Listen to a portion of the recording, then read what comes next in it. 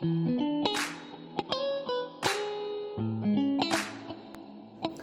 여러분 안녕하세요. 오늘은 구장입니다. 구장을 공부하면서 많이 느끼셨을 텐데 8장 못지않게 개념 생략이 굉장히 많이 돼 있어요. 그래서 이해를 하는데 많이 까다로웠을 것으로 예상이 됩니다. 그래서 오늘은 그 생략된 개념들을 조금 다뤄보고자 하고요. 오늘 내용이 망원경이죠. 망원경이니까 거울이랑 렌즈가 굉장히 중요해요. 그 중에서도 제일 많이 나오는 볼록 렌즈를 한번 특징을 보고서 망원경으로 넘어가고자 합니다. 볼록 렌즈. 자, 볼록 렌즈라는 것은 말 그대로 볼록하게 생긴 렌즈예요. 이렇게 생겼어요. 옆에서 본 모습입니다. 자, 그랬을 때 이 렌즈의 중심을 지나는 주축을 이렇게 그려본다면 이 렌즈를 기준으로 양쪽에 주축 위에 초점이라는 것이 존재를 해요. 초점, 정확히 같은 거리에서 이쪽에도 초점이라는 것이 존재를 합니다. 이 초점이 도대체 뭐냐? 자, 주축에 평행한 빛이 이 렌즈로 들어온다고 해볼게요. 평행하지 않지만 평행하다고 봐주세요. 자, 그랬을 때 이 주축에 평행한 빛은 이 렌즈를 지날 때 굴절이 일어나게 됩니다. 굴절. 그래서 초점을 이렇게 지나게 돼요. 이 굴절이 일어나는 과정에서는 이제 스넬의 법칙이라고 해서 조금 자세히 다뤄봐야 되는데 너무 복잡하기 때문에 조금 생략을 해보도록 할게요. 그리고 초점에서 나온 빛은 이 렌즈를 지나서 마찬가지로 굴절이 일어나고 주축에 평행한 빛으로 나오게 됩니다. 그리고 마지막으로 이 렌즈의 중심을 지나는 빛이에요. 렌즈의 중심을 지날 때는 굴절이 안 일어나요. 그대로 직진하게 됩니다. 이 세 가지 과정 기억을 잘 해주세요. 이 세 가지 과정, 저것을 이용해서 한번 볼록 렌즈로 물체를 관찰하는 상황을 보려고 합니다. 주축을 이렇게 그려주고 볼록 렌즈, 그리고 물체가 여기에 이렇게 있다고 한번 해볼게요. 물체, 얘가 바로 렌즈. 자, 저 물체에서 빛이 나올 겁니다. 그 빛이 우리 눈에 도착하면 이 물체를 우리가 인식할 수 있겠죠. 그래서 이 물체 위쪽에서 오는 빛, 물체 아래쪽에서 오는 빛, 각각 이 렌즈를 어떻게 통과를 해서 이 렌즈를 통과하게 되면 이제 상이 만들어집니다. 이 상이 어떻게 형성이 되는지를 한번 보겠습니다. 물체 위에서 나오는 빛이 먼저 평행하게, 주축에 평행하게 이렇게 진행을 한다면 굴절이 일어나서 초점을 지나게 되겠죠. 어딘가에 있을 초점을 이렇게 지나게 될 것입니다. 그 다음에 이 빛이 이번에는 렌즈의 중심을 통과합니다. 렌즈의 중심을 통과하면 이렇게 직진을 하게 되겠죠.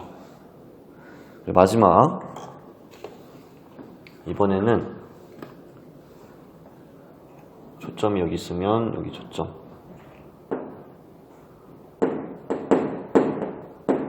이 반대편 초점을 이 빛이 한번 지난다고 해볼게요. 반대편 초점. 자, 그럼 지금 초점에서 나온 빛이랑 똑같은 거죠? 똑같은 상황이죠? 초점에서 이렇게 빛이 나온다면 이 렌즈를 통과했을 때 굴절이 일어나서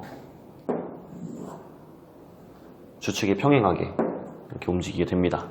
자, 그럼 이 사람들이래. 이 빛들이 다 어디에서 만나요? 한 점에서 만나겠죠?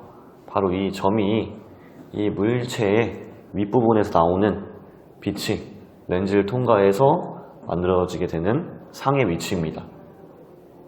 물체 윗부분이 이쪽에 상이 생기게 된다. 자, 그럼 이제 아래쪽을 한번 볼게요. 아래쪽은 그냥 렌즈의 중심을 통과할 테니까 그대로 직진해서 이쪽에, 그래서 상이 이렇게 만들어지게 되는 것입니다. 이게 바로 상이다. 자, 근데 지금 위치를 한번 볼게요. 원래 물체 윗부분이 아래쪽에 보이고 아랫부분이 위쪽으로 보입니다.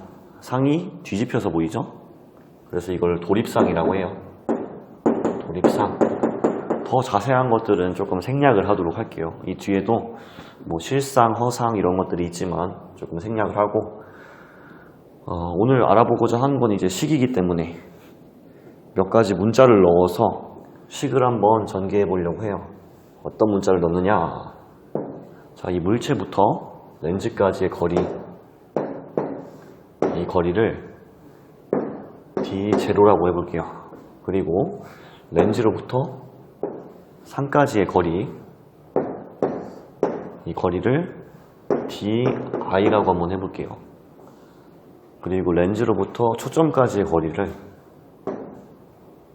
렌즈부터 초점까지의 거리 F라고 둘 텐데, 이 F라는 것은 대물 렌즈의 초점거리라고 합니다. 이 렌즈가 바로 대물 렌즈예요. 이 물체 가까이 있다고 해서 F로 두도록 하겠습니다. 자, 그리고 물체의 이 지름을 X라고 두고 상의 지름을 Y라고 둘게요. 그러면 여기서 하나 알 수 있는 사실은 이 상의 크기가 저 물체의 크기에 비해서 얼마나 크냐, 이것을 이제 배율이라고 해요. 배율이라고 하는데, 배율은 X분의 Y가 되겠죠. 저 물체의 몇 배냐, 상의 크기가 이렇게 나타내 줄 수가 있고, 자, 그 다음에 몇 가지 삼각형의 닮음을 이용해서 이 X분의 Y를 좀 다른 식으로 바꿔보고자 해요. 자, 여기 아까 이 초점거리가 F라고 했으니까 여기가 F겠죠? 자, 그리고 전체 길이가 D0인데 이것을 뺀 이 거리는 D0 빼기 F가 되겠죠. 자, 그 다음에 여기도 당연히 F일 것이고, 자, 이 거리는요, 초점으로부터 상까지의 거리 DI에서 F를 뺀 값이겠죠.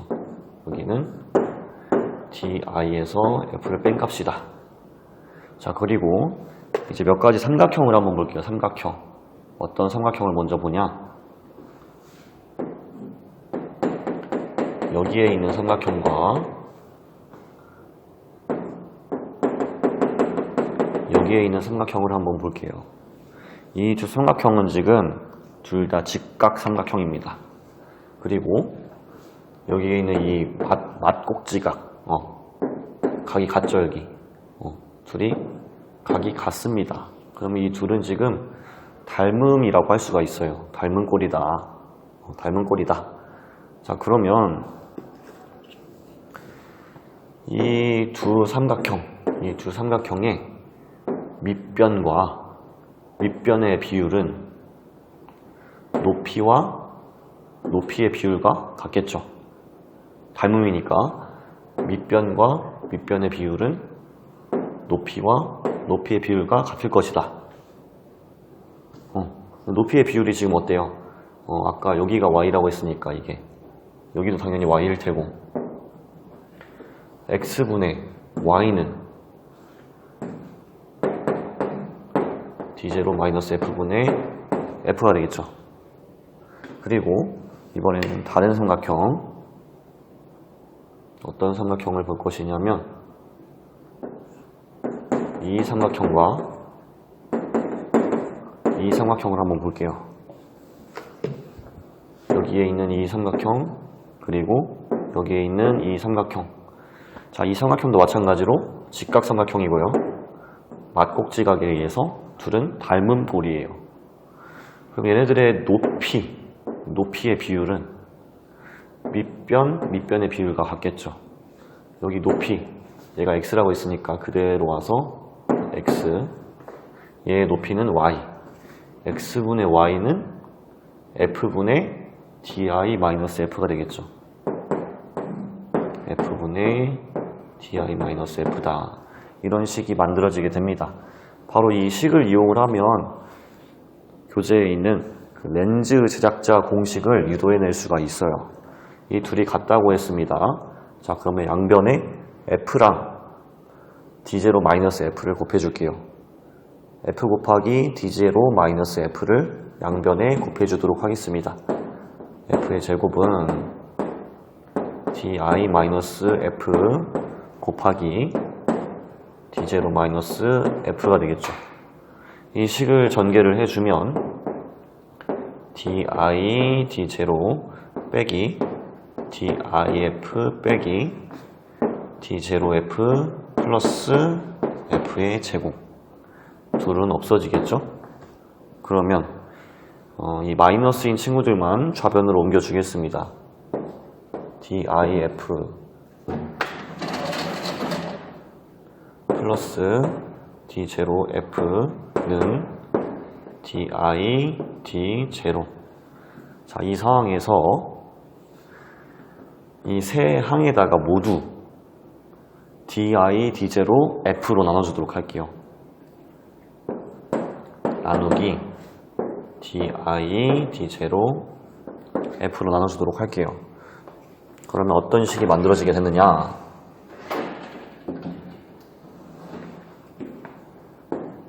d0분의 1 플러스 di분의 1은 f분의 1이라는 식이 만들어지게 됩니다.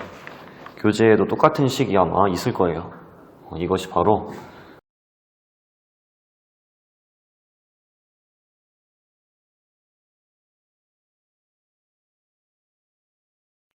자, 여러분, 근데 우리가 보통 망원경으로 관측을 할 때 뭐를 관측을 해요? 별을 관측을 하죠. 별은 굉장히 멀리 있어요. 그렇기 때문에 점으로 보이죠. 점광원으로 보입니다. 그리고 굉장히 멀리 있기 때문에 별의 어떤 위치에서 오는 빛이든지 다 이 망원경에는 평행하게 들어오게 되죠. 빛이. 이 두 가지 사실 잘 기억을 하고 한번 보도록 하겠습니다. 물론 태양은 제외하고 진짜 멀리 있는 별들만 한번 살펴보는 거예요. 물체가 아주 멀리 있다고 했을 때 물체로부터 이 렌즈까지의 거리인 d0는 di랑 f에 비해서 굉장히 크겠죠. 그래서 아까 이 식에서 d0분의 1은 거의 0에 가깝다고 해보겠습니다. 그러면 di분의 1과 f분의 1이 거의 같아지겠죠. 그렇다는 얘기는 di랑 f가 거의 비슷하다. 이해가 될까요? 그래서 물체가 아주 멀리 있는 경우에는 이 상이 거의 초점면에서 생기게 됩니다. di랑 f가 거의 비슷하기 때문에 상은 초점면에서 생기게 된다. 이것도 기억을 해주세요. 자, 그럼 본격적으로 그림으로 한번 나타내 볼게요. 여기에 물체가 있습니다. 그리고 렌즈가 이쪽에 있습니다. 자, 그러면 이제 물체로부터 렌즈까지의 거리를 아까 d0라고 한다고 했고, 이 렌즈로부터 초점까지의 거리, 이 초점까지의 거리를 f라고 한다고 했는데, 이 f는 거의 di랑 비슷하다고 아까 했으니까 이렇게 적어주도록 할게요.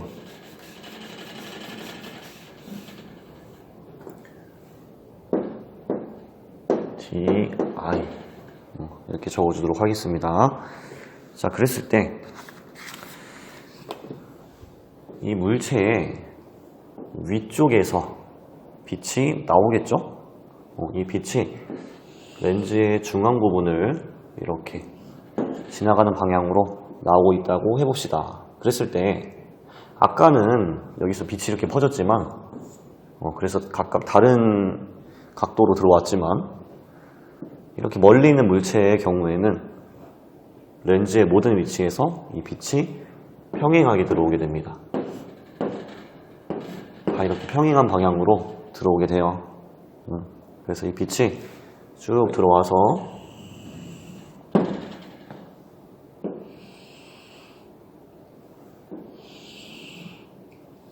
좀 안 맞는데?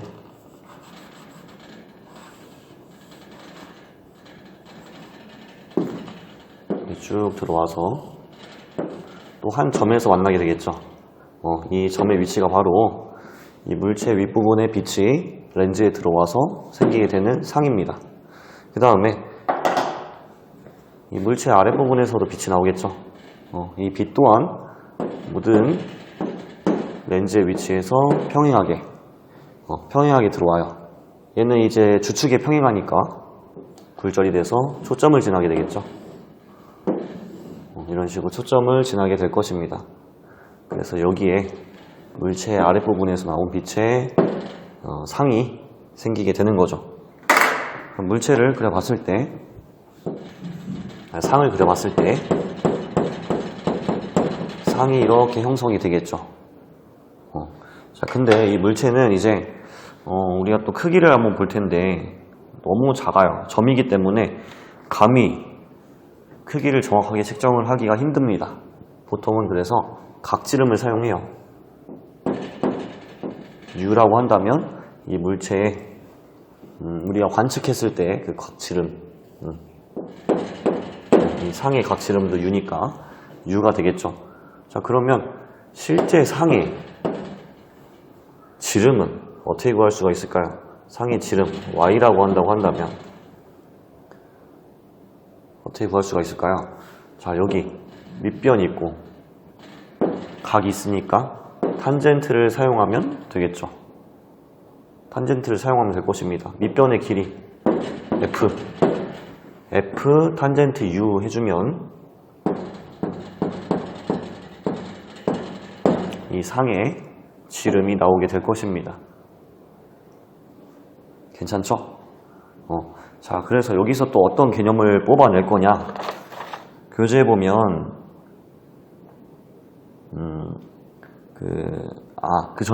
잠깐만. 그 전에 여기 U가 굉장히 작으니까 탄젠트 U는 거의 U랑 같다고 할 수가 있어요. 그래서 FU가 된다. 이것까지. 그 다음에 볼 개념이 건판 척도라는 개념이에요. 건판 척도.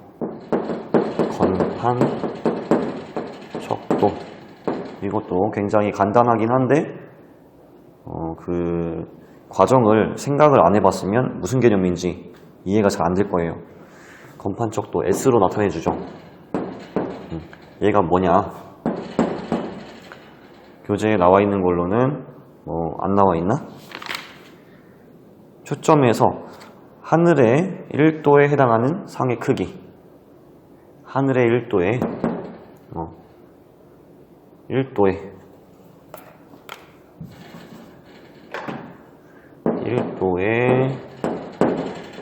해당하는 상의 크기. 아까 얘기한 것처럼 이 물체 그리고 그 크기를 각지름으로 나타내 준다고 했잖아요. 그리고 실제 상의 지름도 있었죠. 이 상의 지름이 있을 텐데, 그리고 각지름도 있을 텐데, 각지름 그 1도에 해당하는 상의 크기는 얼마냐? 그러니까 U라는 각도일 때는 상의 크기가 Y인데, 그러면 1도에 해당하는 상의 크기는 몇이냐? 그러니까 즉 이게 무슨 말이냐면 단위 각도당 상의 크기 이게 몇이냐는 거죠. 그럼 간단하게 나올 수가 있어요. S를 그냥 S는 Y를 그냥 U로 나눠주면 되는 것입니다. 굉장히 간단해요. 단위 각도당 상의 크기니까 그냥 전체 크기를 각도로 나눠주면 되죠. 그러면 1도당 상의 크기가 나오겠죠. 근데 여기서 이제 중요한 거 단위를 잘 봐야 돼요. 단위가 중요합니다. 이 U 각도죠. 근데 여기에서 이 각도의 단위는 라디안이었어요. 라디안이었어요. 근데 우리가 1도당이라고 했으니까 이것을 이제 도로 바꿔줘야겠죠. 어떻게 바꿔줄 거냐? 자, 360도는 몇 라디안이죠? 360도는 2파이 라디안입니다. 어차피 얘는 1이 되겠죠? 그래서 그냥 곱해준 거예요. 분모가 어차피 1이요. 자, 그러면 라디안 없어지고 얘를 다시 정리를 해주면 2파이가 분모에서 또 분모에 있으니까 위로 올라가겠죠. 360분의 2파이가 있을 거고 이 도는 여기다 붙여줄게요. U, 도, 그리고 Y. 자, 근데 아까 Y가 뭐라고 했어요? Y는 FU. 얘를 FU로 살짝 바꿔주면 U랑 U가 없어지겠죠. 그래서 결국에 S라는 값은 어떻게 바꿔줄 수가 있느냐? 360분의 2파이 곱하기 F 그리고 이 도는 이제 디그리로 나타내줘요. 디그리 DEG. 근데 지금 분모에 있었으니까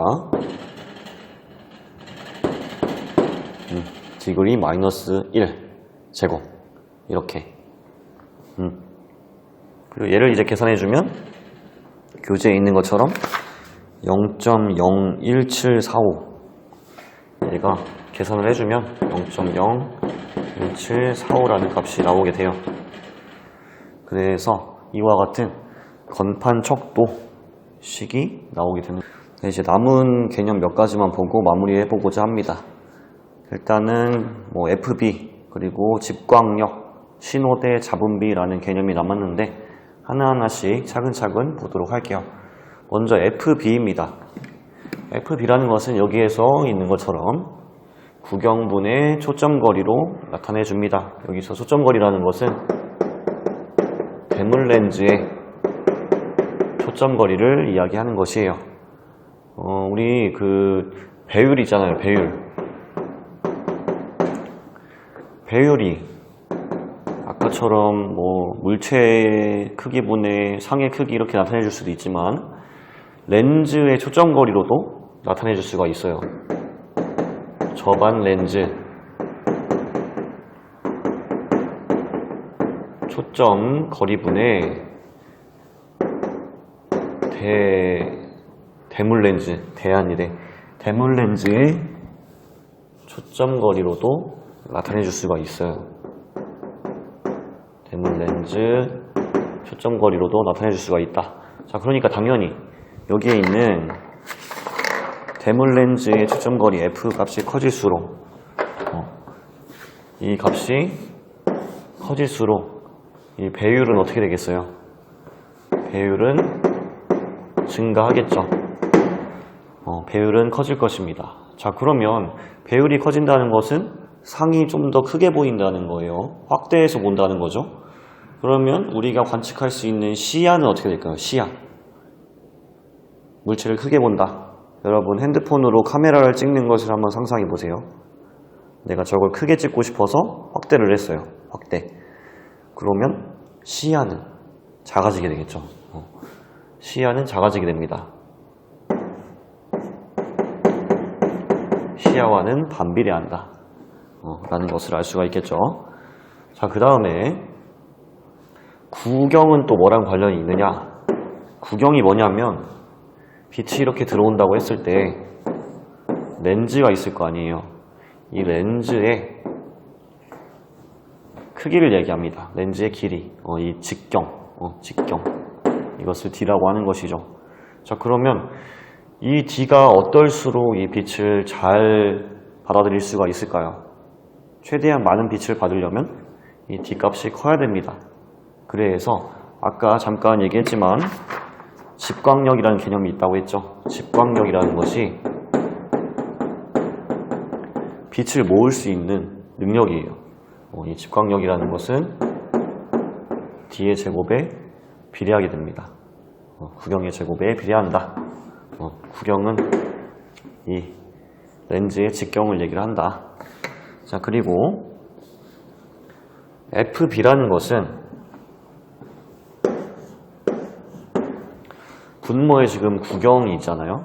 구경은 집광력이랑 관련이 되어 있다고 했어요. 근데 구경이 지금 분모에 있으니까 이 구경값이 커질수록 우리가 관측하는 그 물체는 밝아지게 되겠죠. 빛을 더 잘 모을 수 있으니까. 그럼 FP 값은 어떻게 되겠어요? 작아지겠죠. FP 값이 작아질 때 상은 더 밝아진다. 밝기랑은 반비례하게 되겠습니다. FB라는 것은 밝기랑 반비례된다. 그래서 저 FB 값이 작을수록 더 밝게 관측이 되고 빛을 빨리 받아들인다고 해서 뭐 빠른 망원경이다 라고 표현도 해주기도 합니다. 이 정도. 그래서 FB가 작을수록 밝기가 증가한다. 밝기는 저 FB로 따져주면 되겠습니다.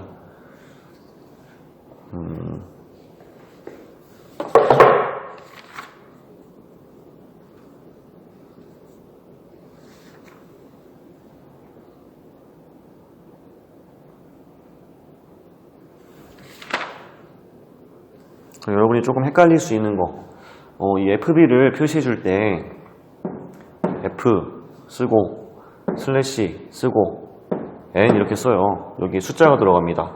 뭐 예를 들어서 F10, F1,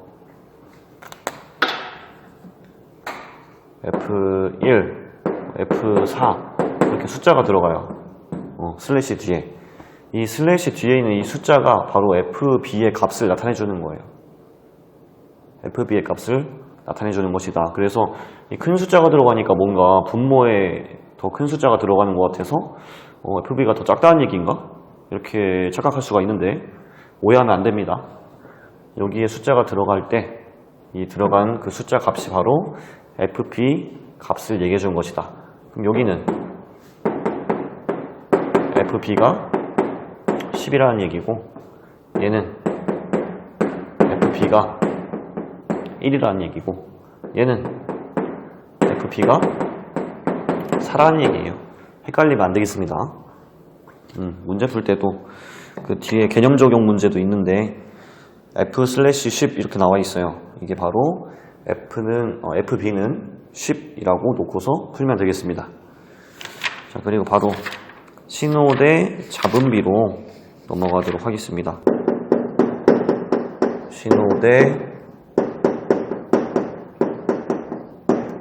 잡음비.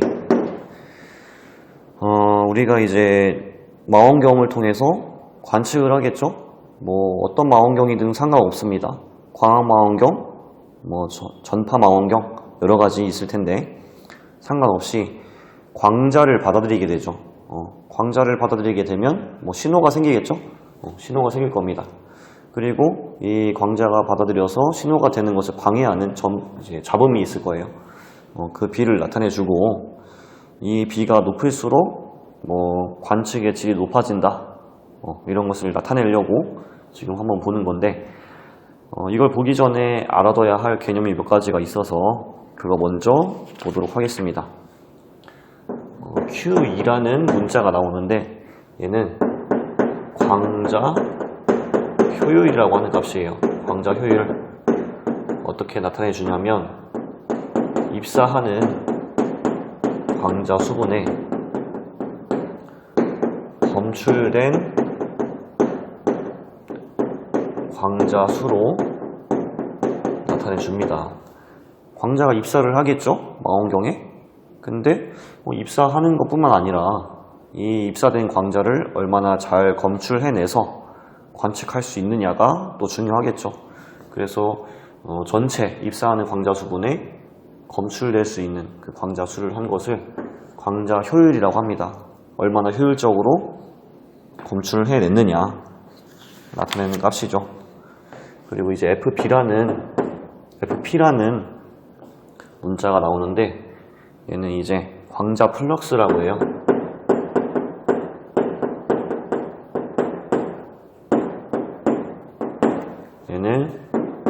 1초당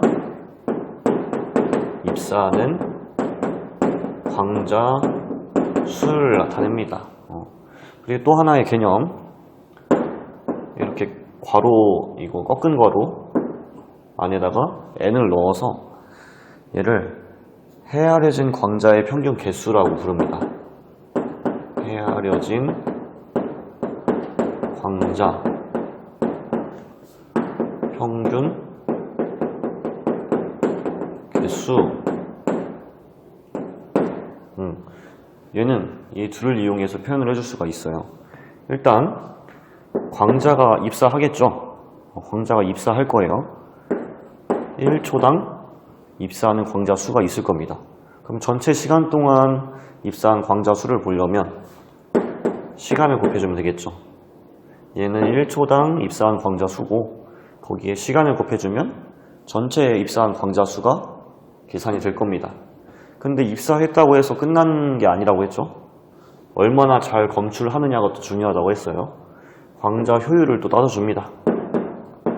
입사한 광자 수 중에서 잘 검출된 광자 수는 몇 개냐, 광자 효율을 곱해줍니다.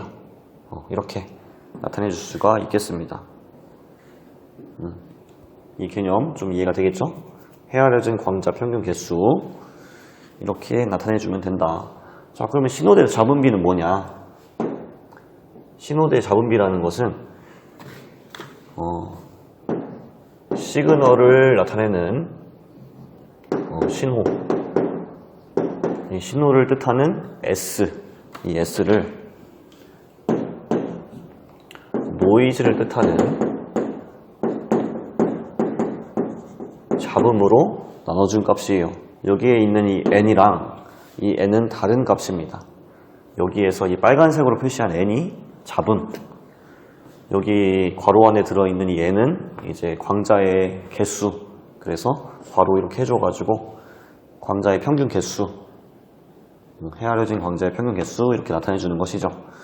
이것은 표준 편차로 나눈 저 헤아려진 광자 평균 개수를 표준 편차로 나눈 값이 된다고 합니다. 그리고 광자는 이제 푸아송 확률 분포를 따른대요.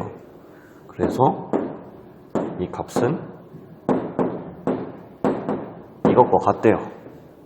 그럼 그대로 대입해 주겠습니다. 그러면 신호대 잡음비는